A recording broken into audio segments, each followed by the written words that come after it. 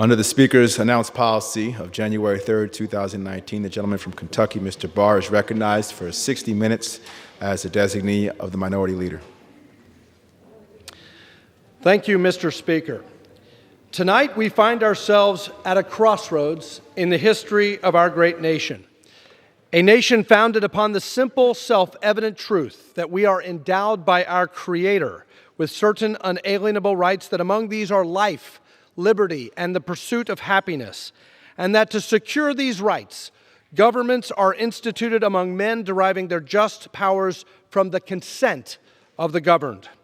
With those words, the Declaration of Independence gave birth to a new nation rooted in the principles of limited government, individual freedom, and the rule of law through self-government.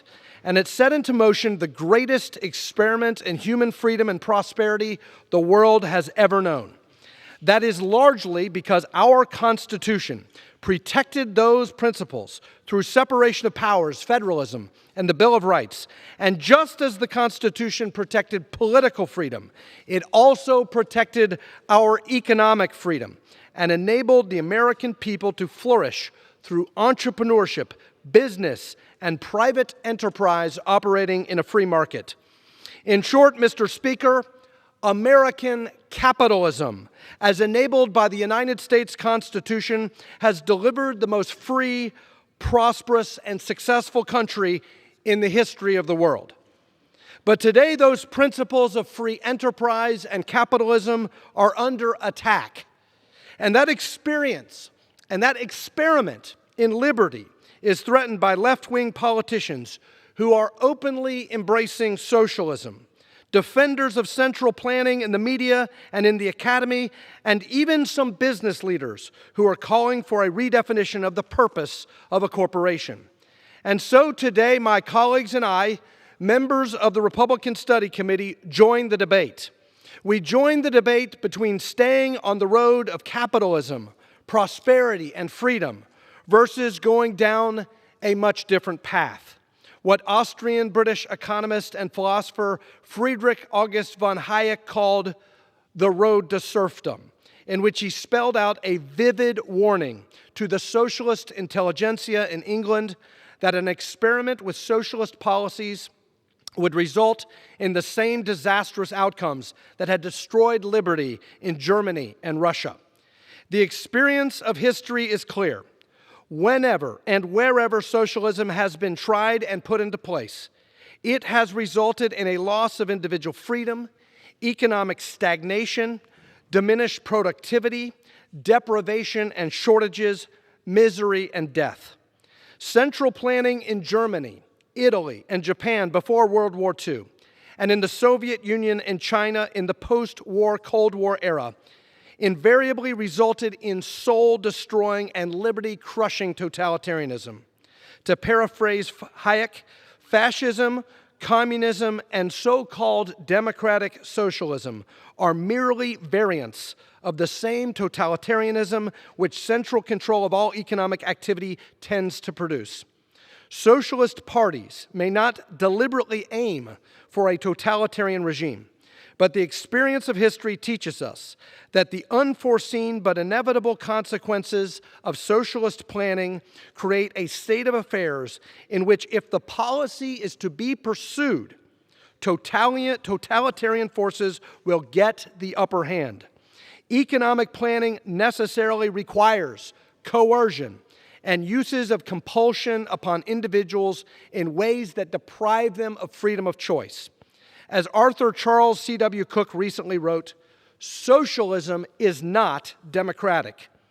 Ascendant elements within the American left are engaged in a sustained attempt to reintroduce and rehabilitate the word socialism, in part by prepending to it a word that has a much better reputation and an infinitely better historical record, democratic. Voters should not be fooled by the rebranding, for there is no sense in which socialism can be made compatible with democracy. At worst, socialism eats democracy and is swiftly transmuted into tyranny and deprivation. But at best, socialism stamps out individual agency, places civil society into a straitjacket of uniform size, and turns representative government into a chimera. The U.S. Constitution is crystal clear on the appropriate role of government, and the government that it permits is incompatible with and insufficient to sustain socialism.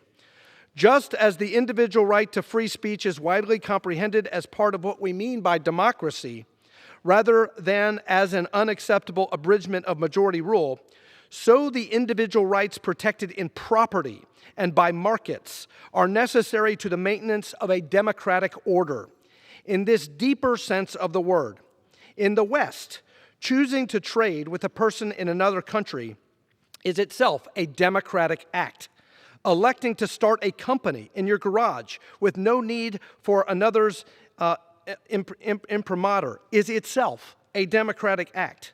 Banding together to establish a cooperative is in itself a democratic act. Selecting the vendor from which you source your goods and services and choosing what to buy from, it is itself a democratic act. Keeping the lion's share of the fruits of your labor is itself a democratic act. So when the government steps in with their bayonets and say no, they are in effect keeping your choices off the ballot. Democratic socialism, to me, is about democratic control of every single facet of our life. That's one way of putting it.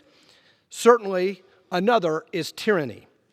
So during the last 3 years, through tax cuts, deregulation, unleashing America's energy, and easing restrictions on credit markets by rolling back Dodd-Frank's one-size-fits-all rules, we have witnessed a rebirth of freedom and free enterprise. We have witnessed a reinvigoration of America's first principles and a very fortunate move away from socialism. The result has been an American worker boom. But if we retreat from these hard-fought gains, we will return to the road to serfdom. The socialist policies of today, with populist names like Medicare for All, the Green New Deal, the Lower Drug Costs Now Act, the Wall Street Tax Act, the Stop Wall Street Looting Act, these pieces of legislation are all a danger to a free society. They are nothing more than central planning schemes that accumulate power in the government at the expense of the people, and in ways that rely on administrative coercion, force, and discrimination, and through measures which are entirely incompatible with a free society. If you think that a transition to socialist policies won't pose a danger to our economy, I would urge you to review the so-called Accountable Capitalism Act, offered by Senator and candidate for President Elizabeth Warren. The bill is a wish list of socialist ideas aimed to shackle private enterprise with government control. The bill would require any company over $1 billion in revenue to be chartered by the federal government and allow the federal government to relinquish that charter at any time through opaque rules. The bill gives control to the government to determine who serves on a company's board and whose interests that board must satisfy. Senator Warren went so far as to send letters to CEOs of some of America's largest and most successful businesses stating that she, quote, expects them to support her bill. With this burden of government control over its operations, where is the incentive for business to expand? Where is the incentive for Americans to innovate? Where is the incentive for Americans to risk their capital in entrepreneurship? Where is the incentive to increase revenue or create new jobs? Presidential candidate Bernie Sanders said that we should, quote, wage a moral and political war against corporate leaders, unquote. The gentlelady from New York, our colleague, Ms. Ocasio-Cortez, called capitalism, quote, irredeemable, unquote.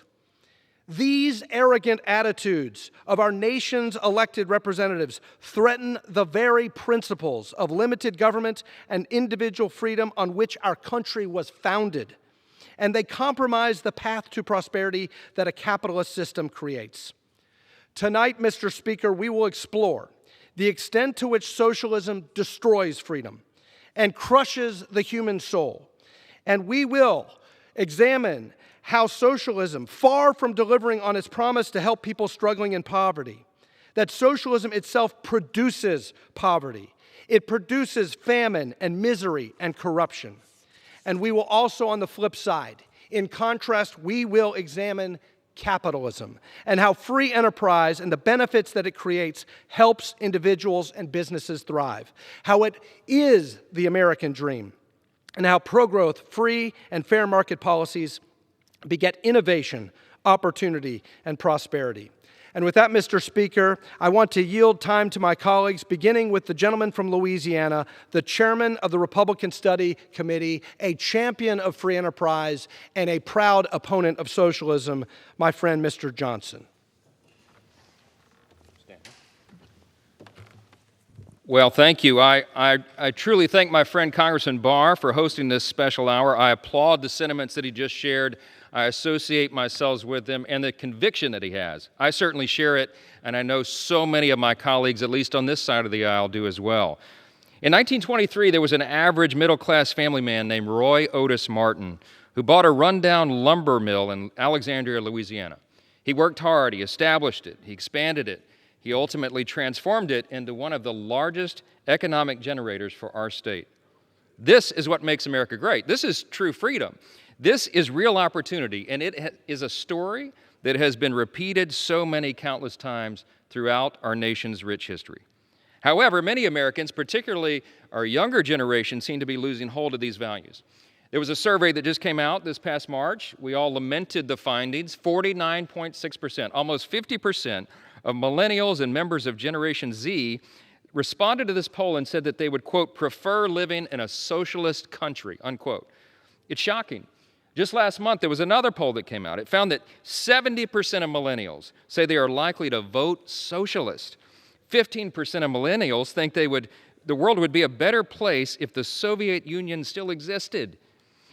Only 57% of millennials believe the Declaration of Independence better guarantees freedom and equality over the Communist Manifesto.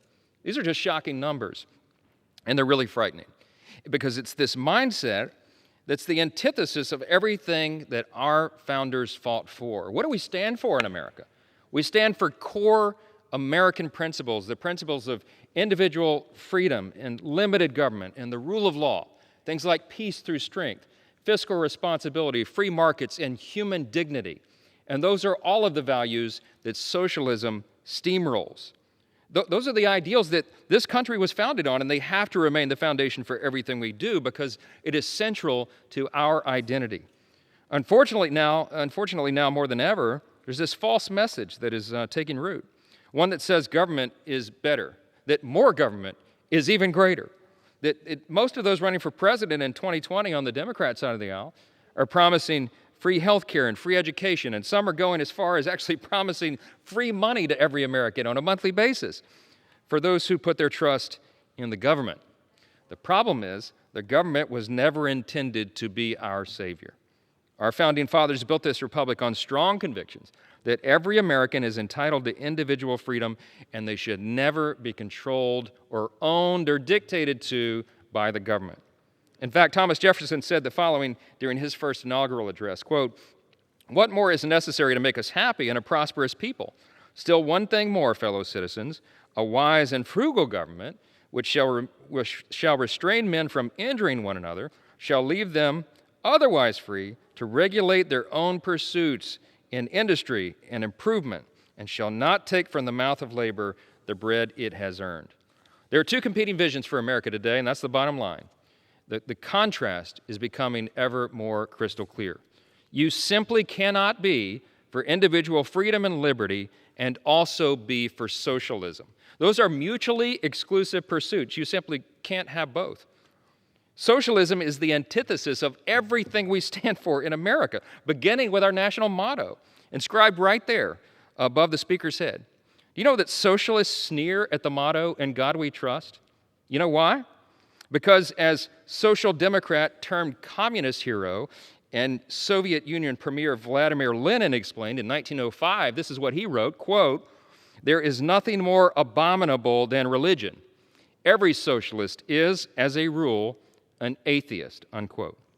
Look, now's the time for us to articulate with clarity, conviction, and consistency exactly what our founders stood for, what America is for, who we are, and why we are exceptional.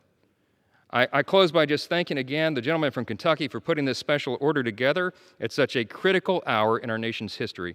And we'll continue to fight wholeheartedly against socialism so that all Americans can have the same opportunity that our forefathers had to turn lumber mills into legacies. With that, I yield back. I thank my friend, the chairman from Louisiana, for that stirring story, and I appreciate what he had to say. And every generation in America has had to fight for freedom and fight for free enterprise.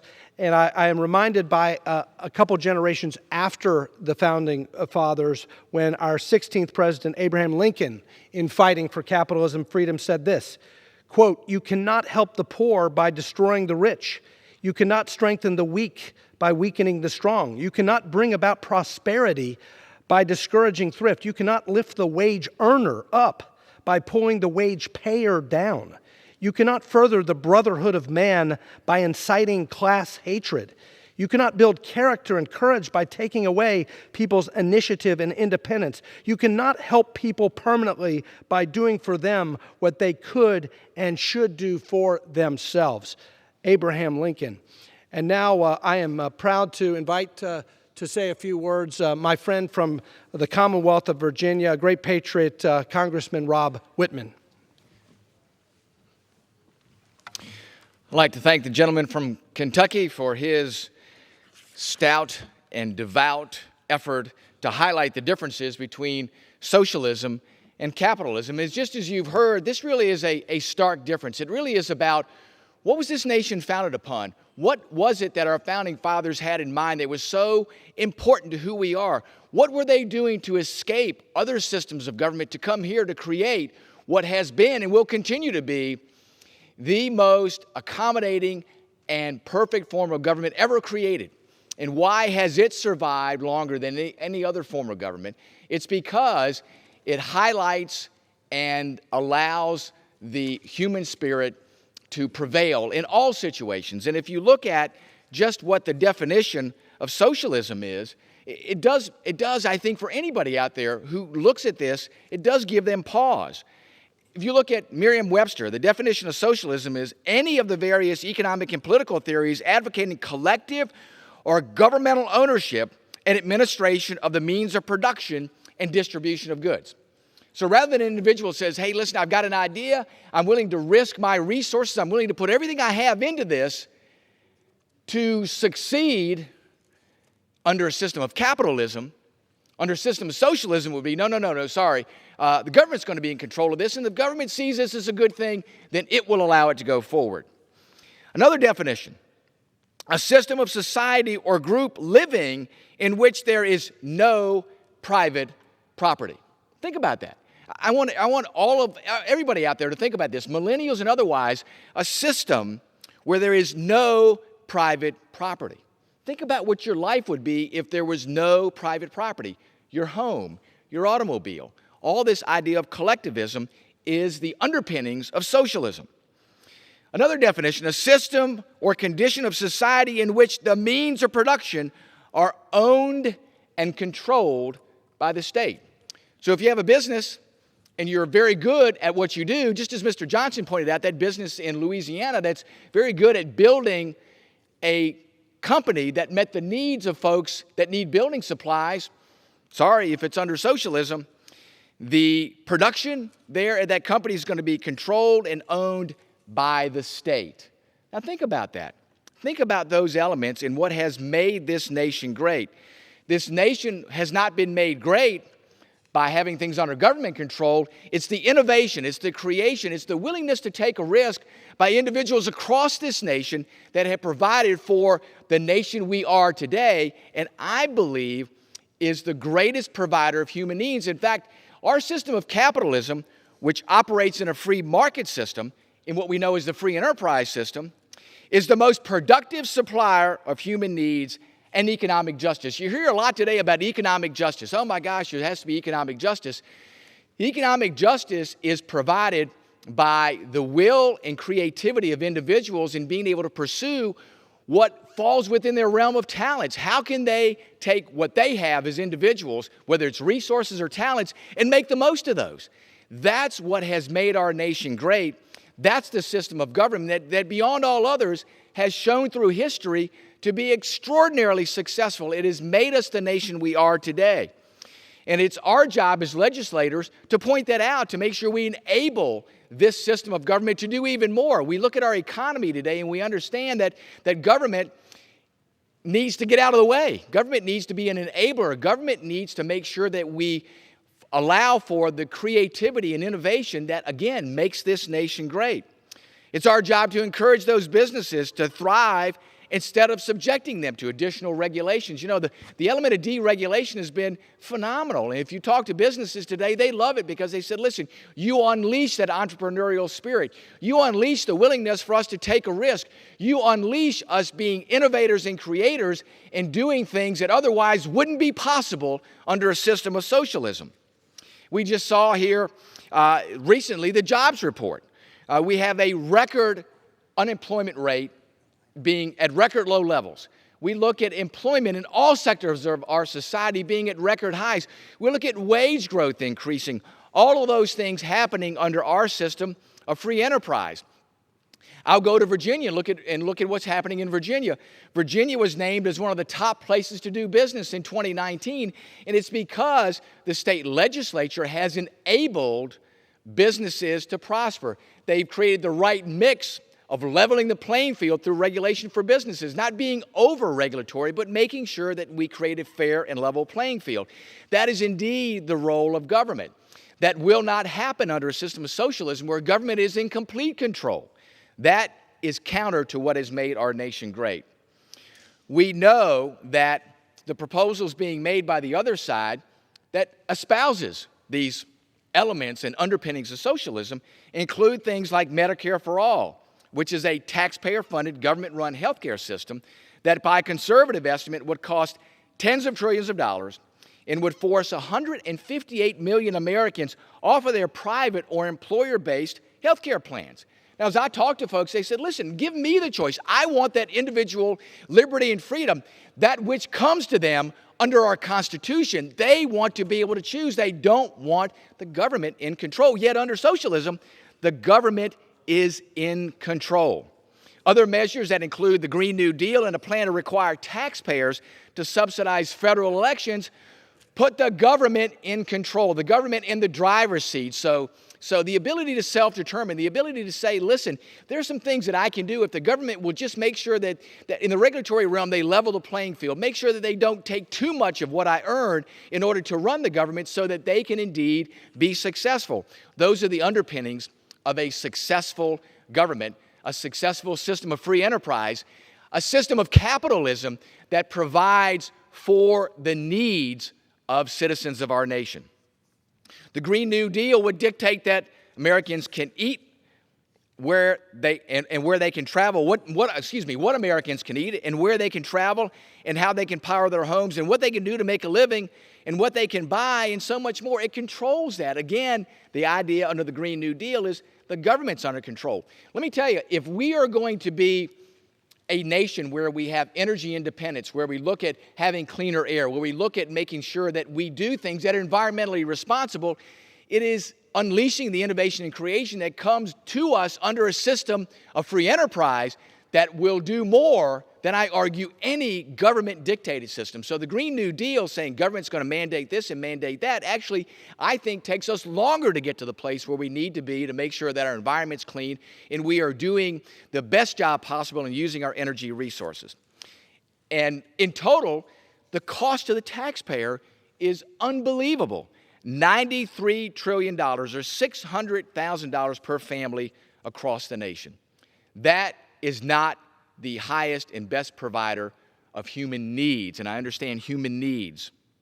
Socialism threatens to destroy the very foundation of our great republic, the foundation that men and women since our birth have fought and died for. That idea that has made our nation great and will continue to make our nation great is an idea about individual liberties and freedoms. That is, unleashing the power of the individual to pursue their dreams, to take their innovative and creative skills and do more. And they have made this nation what it is today. It is through this capitalist idea of limited government, of limited regulation, of unlimited opportunity that creates economic prosperity. As all of us look at where this nation goes, we ought to be looking at enabling individuals. And the system of capitalism does that. Our Constitution, the greatest governing document ever put together, is the roadmap for that continued greatness. You won't find anywhere in the Declaration of Independence, anywhere in our U.S. Constitution, any mention of any principle of socialism.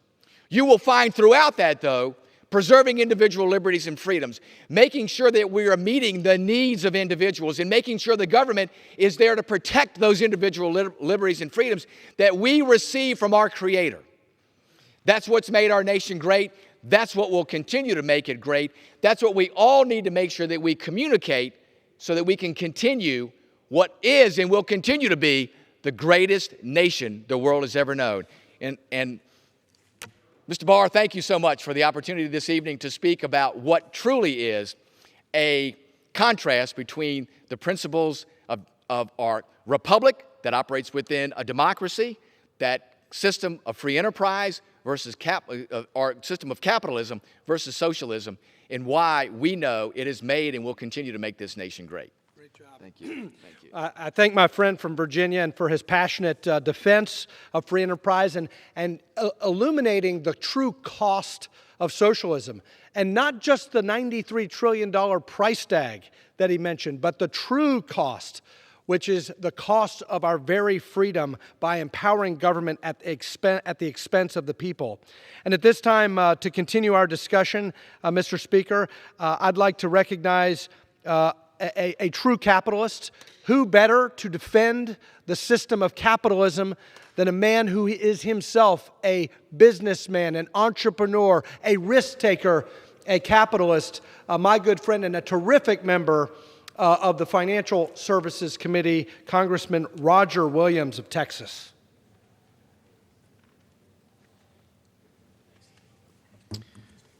I want to thank Congressman Barr for yielding time to me and for being here today with us so we can talk about what really makes this country so great. I rise today to make the case against socialism because it is not compatible with freedom. If you got it, they want it. Socialists want the free stuff. Capitalists want the good stuff. Let's look back in history at the divide between those who destroyed human potential and those who empowered others to stand on their own feet and make a difference. You know, I've created an all-star team tonight.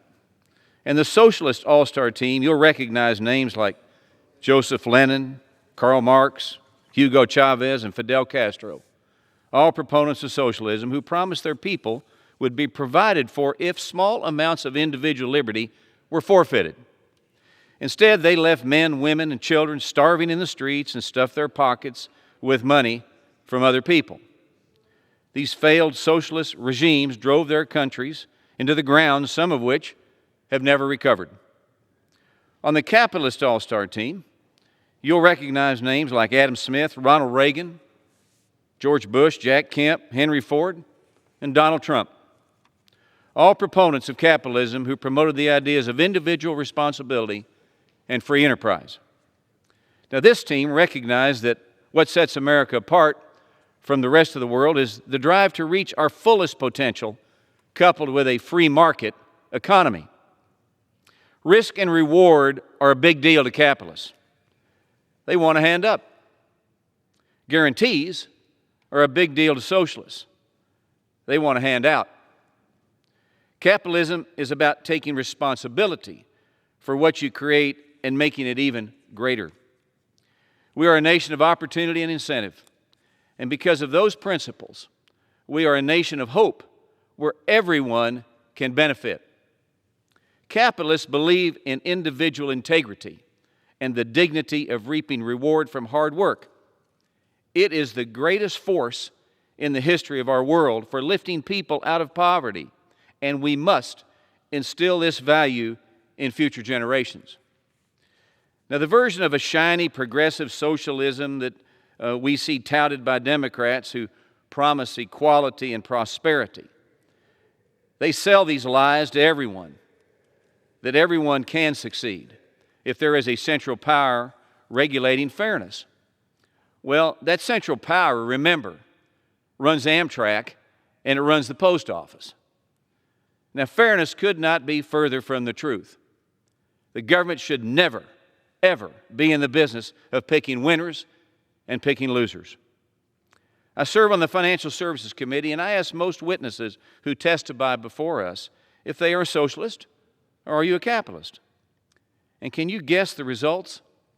They are overwhelmingly capitalists, because under capitalism, individuals own their work because they are incentivized by greater gain. It is a system that rewards innovation because it maintains demand for the best products and demand for the best price. These ideals translate into the core of the American economy. Capitalism is the American dream. Socialism is the American scheme. Neighbor-owned businesses like bakeries, coffee shops, florists, auto repair stores, and boutiques are the lifeblood of our communities. In short, they are simply called Main Street America. And it was built by men and women who wanted to reach for more, because at the end of the day, we inherently possess a desire to dream bigger and to dream bolder. Socialism doesn't work in our small towns. What's happening in Caracas, Venezuela, is not what we want in Cleburne, Texas. And in the end, socialism fails because it is based on the false promise of certainty. It is a failed system because it is unable to excite the human spirit. The bottom line is, it is a downer. It is a total loser. America will never be a socialist country because the fabric of our nation is soaked in the moral imperatives of responsibility, pride, and discipline. In closing, I want to ask this body and the millions of people we represent, which team do you want to be on? Do you want to be on Ronald Reagan's team, or do you want to be on Fidel Castro's team? Let's take the days on, not take the days off. May God bless Texas, my state, and may God continue to bless the land of opportunity, the greatest country in the world, the one we'd love to call home, the United States of America. I yield my time back. Thank you. I thank my friend from Texas for his terrific statement in defense of the American dream and capitalism and freedom. And if I could inquire with the Speaker how much time we have remaining.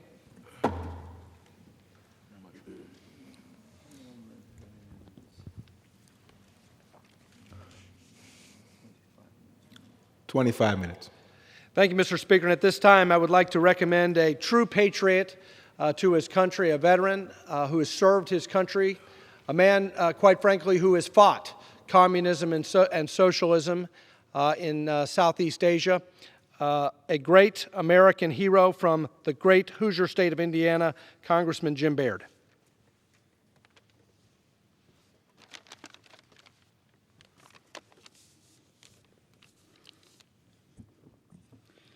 I thank you, and I thank you for the opportunity to express my thoughts about the rising trend in socialism. You know, we've seen the effects of socialism, and you need not look very far to see the disastrous results that socialism has brought to countries across the globe.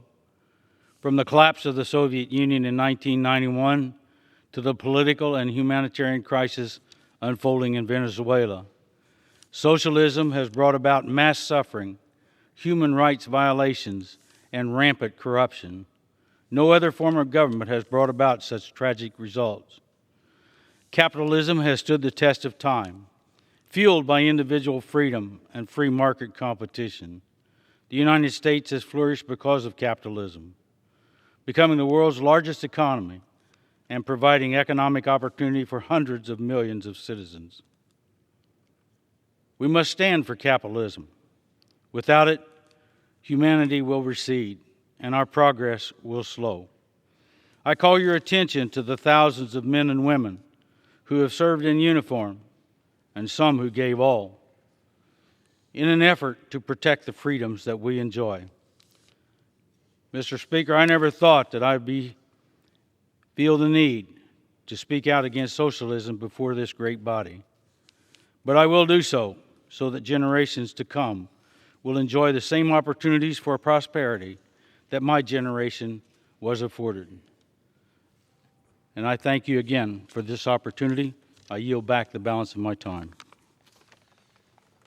And Congressman Baird, before you leave, I want to just personally thank you and millions of Americans for your generation and for those servicemen and women who answered the call and served their country and fought to defend our freedom. And future generations of Americans are eternally grateful for your service and sacrifice. I appreciate it. Thank you, sir. At this time, I look forward to hearing from my good friend from the state of Texas, Congressman Jody Arrington, who once again joins us in defense of freedom and traditional American values of limited government and free enterprise, and stands firmly in opposition to the bankruptcy of socialism. I want to thank my dear friend from the Commonwealth of Kentucky and a stalwart when it comes to freedom, a champion of free people, free states, and free markets. And I appreciate my dear friend for hosting this very important and timely discussion to articulate the virtue and the values of freedom. It's hard to believe we can stand in this great chamber that with any need to distinguish between a free system and a free country and what happens when you lose those freedoms. America is the most powerful, most prosperous, and most generous nation in the world. And it's because America is the freest nation in the history of the world and on the face of the planet. And the quickest way for America to lose her shine, her brilliance, her exceptionalism, is for her to lose her freedoms. Mr. Speaker, when our founding fathers were framing the more perfect union, they made the central determination that our constitutional republic would limit the federal government's role in our lives. They believed that if they limited government, they would unleash the limitless potential of the American people, free people, created in the image of God. And while we recognize the challenges of our fallen human condition in any system of government, nothing has been a greater force for good, save and except the love of God, than freedom. Indeed, nothing has elevated and empowered the human spirit in this country and across the globe like the free enterprise system. Over the course of the 20th century, we can see the profound impact of free markets on the lives of Americans. In 1900, the average life expectancy of Americans was 47 years, and by the end of the century, it was 78 years. At the beginning of the 20th century, 56% of American families were considered poor, but by 1967, before the expansion of the American welfare state through the Great Society programs, the number of American families considered poor was only 13%. I would also insert there that we've spent trillions of dollars since the advent of big government welfare programs, well-intended, of course, trillions, over $20 trillion since the 1960s. We spend 16 times today what we spent in the 60s on welfare programs, and we haven't moved the needle a bit. The poverty rate is the same. So, if we look at the 20th century alone, we can see that free markets have given Americans the most opportunities, the highest standard of living, and the best quality of life anywhere in the world. Now, contrast this with Venezuela. Previously one of the wealthiest nations in the Western Hemisphere, blessed with an abundance of oil and gas reserves, which is the basis of their economic prosperity. Today, 82% of Venezuelans live in poverty, thanks to the legacy of socialist policies implemented by the late dictator Hugo Chavez and his successor, Nicolas Maduro. Contrast that with what we've been doing recently with President Trump over the last few years, and in my first term in the 115th Congress. We have promoted freedom and freer markets, fair trade. We've put in place this pro-growth free market policies that have unleashed even greater economic potential of these United States. We've seen historic unemployment, historic wage increases. We've seen trillions of dollars in wealth created in the stock markets for those who need pensions, 401ks, folks saving for retirement.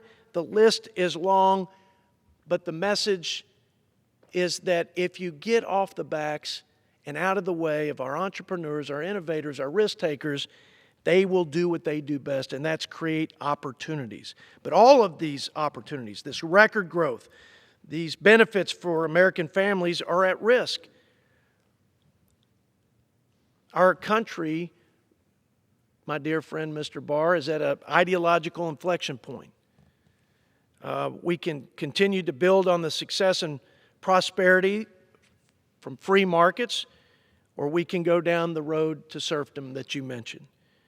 And I don't think we need to look any further than the poll that Mr. Johnson mentioned, where 7 out of 10 millennials are, quote, somewhat or extremely likely to vote for a socialist candidate. 80 million strong.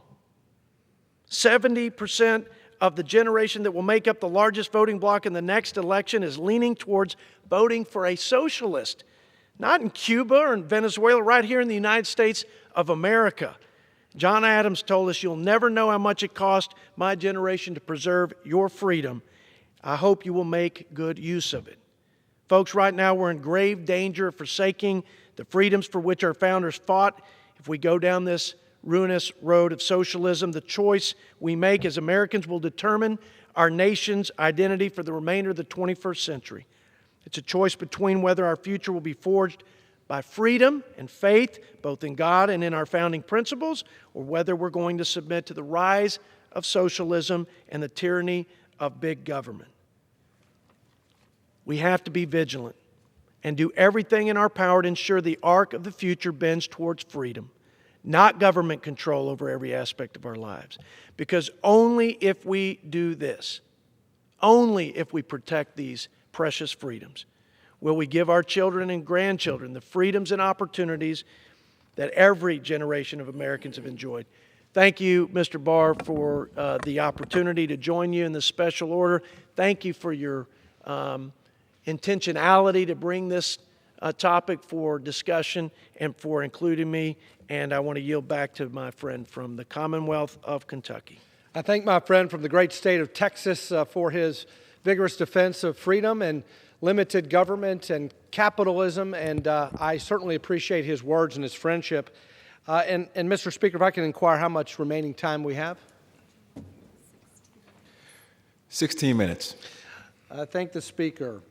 And in the remaining time that we have, I want to address a couple of additional topics, one of which is that the defenders of socialism and those who are trying to infect a new generation of the lie of socialism, that it somehow is good for the poor, and that it is a system that is targeted to help the poor.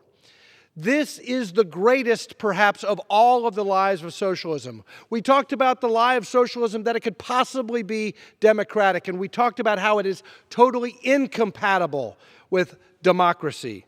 We talked about how it's incompatible with a free society. But so many of the proponents of socialism and central planning say that we need to address income inequality. We need more equality. We need more social justice. But as an author recently pointed out, socialism has been terrible at helping the poor. It has been terrible at helping women advance. It has been terrible for civil liberties. It has been terrible at helping the environment. It has been terrible at attracting immigrants. It has been terrible at tolerating and protecting minorities. It has been terrible at fostering technology and architecture and art. It has been terrible at producing agriculture, and worst of all, it has been terrible at sharing power and resources. Indeed, it has done precisely the opposite, creating new ruling classes that are far less adept, far less responsive, and far less responsible than the ones they replaced. Socialism is good at distributing poverty, of sharing poverty, of creating and producing poverty. It is the worst possible solution to curing poverty.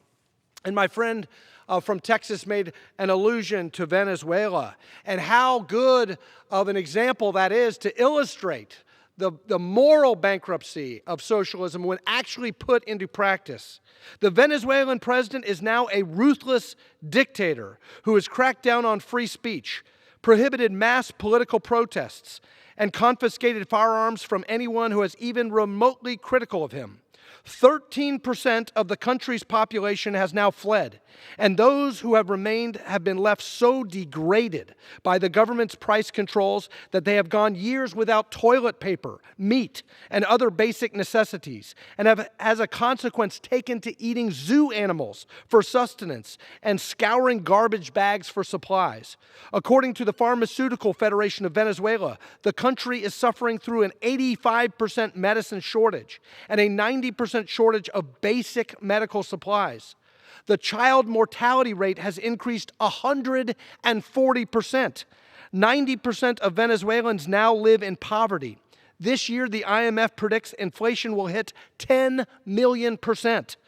All of this in a country with the world's largest oil supplies, reserves greater than those of the United States by a factor of 10. Mr. Speaker, Venezuela is the classic example of how socialism doesn't cure poverty. Socialism produces gut-wrenching poverty and misery and deprivation and shortages, in addition to the lack of liberty that it affords its subjects. Now look, I am certain that my colleagues on the other side, even those who profess an allegiance to socialism, share our goal of lifting up those who are struggling, to provide them with security and with an opportunity to live a happy, healthy, and prosperous life. Those who say they want Medicare for all because they care about the health of people, or they want the Green New Deal because they believe in an environment worthy of our children. I don't question the sincerity, but what I fear from my colleagues who advocate these disastrous policies is that they do not fully comprehend that the means that they are asking the government to employ to achieve those goals will produce the deprivation, the environmental degradation, and the poverty which they believe can be cured by disrupting market forces. Indeed, the central planners believe prosperity is best achieved through government intrusion into the market, socialization of industries, and a redistributive model that disincentivizes personal achievement and responsibility. But we tonight, the Republican Study Committee, come together in this debate to express that we believe that the best way to achieve economic security and prosperity is to expand opportunities, to allow innovation to thrive, and create an environment where hard work pays off. It's not about giving each person an equal piece of the pie. It's about growing the pie as much as possible so that more people may partake. A growing economy that produces a strong labor market is the best way to lift people up. This administration's current pro-growth economic policies continue to produce blockbuster job creation, higher wages, strong economic growth, and upward mobility, the American dream. Last week, we saw another string of positive jobs reports with unemployment falling to 3.5%, a 50-year low. Unemployment for African American males is at a 50-year low of 5.1%, and wages continue to grow. In every category of demographics, people are doing better because they've been liberated through policies that unleash the creative spirit of the American people and free enterprise. And if you care about the poor, if you really care about solving poverty, consider the words of Catholic priest Robert Sirico, the president and co-founder of the Acton Institute. He sums it up nicely in his book, Defending the Free Market, the Moral Case for Free Enterprise. If you want to help the poor, he says, Start a business. Employ people. Give them a job. Allow them to achieve their God-given potential by learning that work means it's an opportunity for them to realize their God-given potential and help other people through their own labor and their own creativity. Free markets not only increase economic prosperity in general, but they also provide better standards of living. This concept applies in the United States and in jurisdictions around the world. There's data to support this idea. Each year, the Cato Institute and the Fraser Institute in Canada co-publish, in coordination with 70 think tanks across the world, the Economic Freedom of the World report.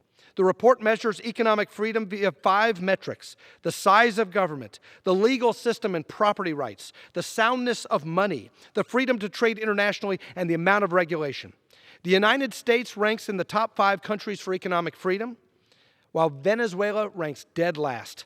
The most recent report finds that the nations in the top quartile of economic freedom had an average per capita GDP of $36,000 in 2017 compared to $6,000 for bottom quartile nations. The poorest 10% of citizens in the most economically free nations actually have an income that is 2/3 higher than the average income in the least free nations. In the top quartile of economically free nations, 1.8% of populations experience extreme poverty compared to 27.2% in the least free nations. You want to cure poverty? Unleash free enterprise. The benefits of economic freedom do not just apply to wage and employment metrics. Life expectancy in the most economically free nations is 14 years longer than the least economically free nations, and infant mortality is significantly lower. Medicare for all, is that what you're for? Because if you're for health, you should be for capitalism. The report also finds that gender equality and political and civil liberties are much higher in nations with high economic freedom than in nations with low economic freedom. The ill effects of socialism and their impact on the people subjected to it are evident in country after country. Venezuela is the example that I just gave, but there are other examples as well. We probably don't have time to go through all of these examples, but I do want to just say that it was Winston Churchill who famously said that, quote, "Those who fail to learn from history are condemned to repeat it." That is why, as we debate the merits of capitalism versus socialism in our political discourse today, it's important that we remember history, that we look to past actions of other countries and study their results. I wanted to get to 3 case examples, the United Kingdom, India, and Israel, to show their experience with socialism and how disastrous it was for their people.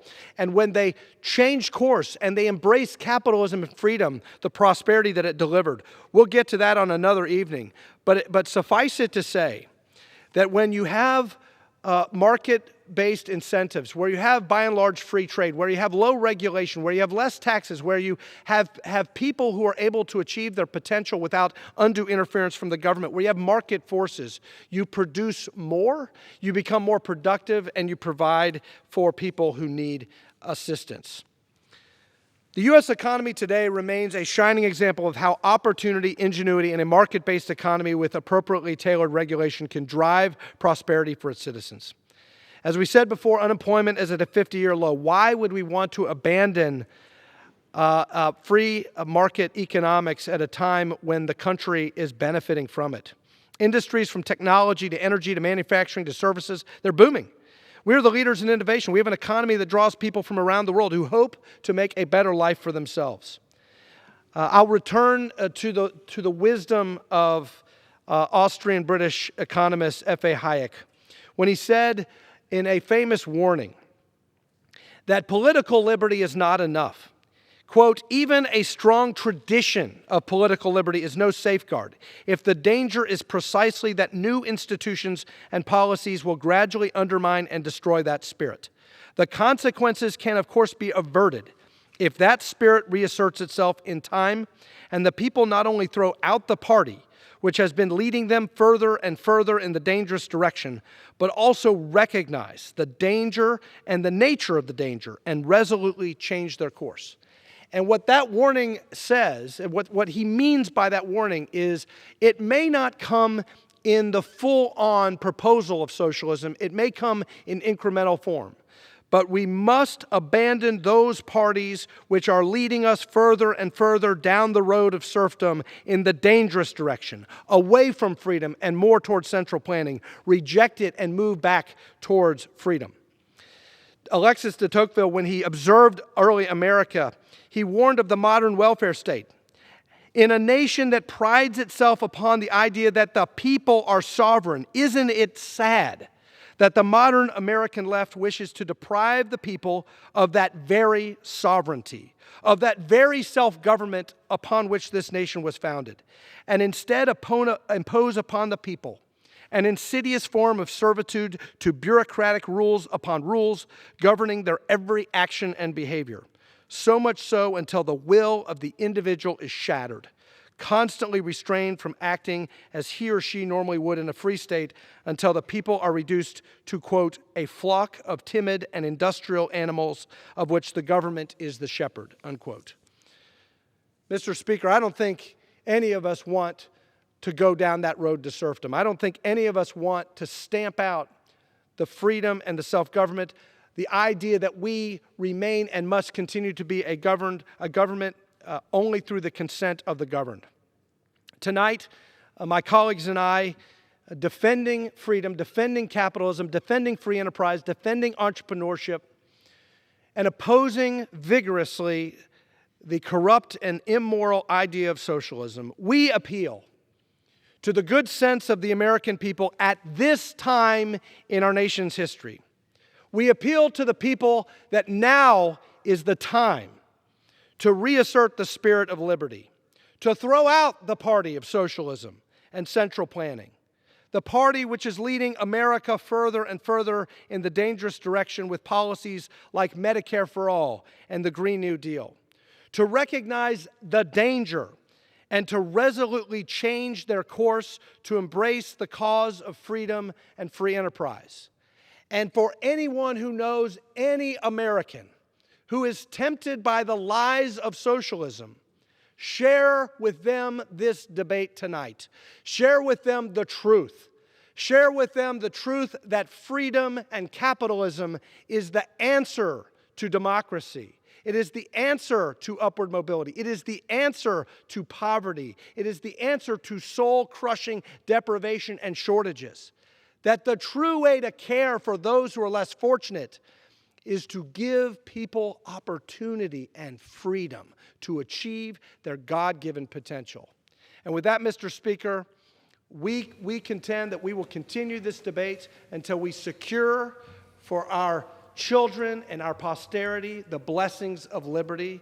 And with that, Mr. Speaker, I yield back.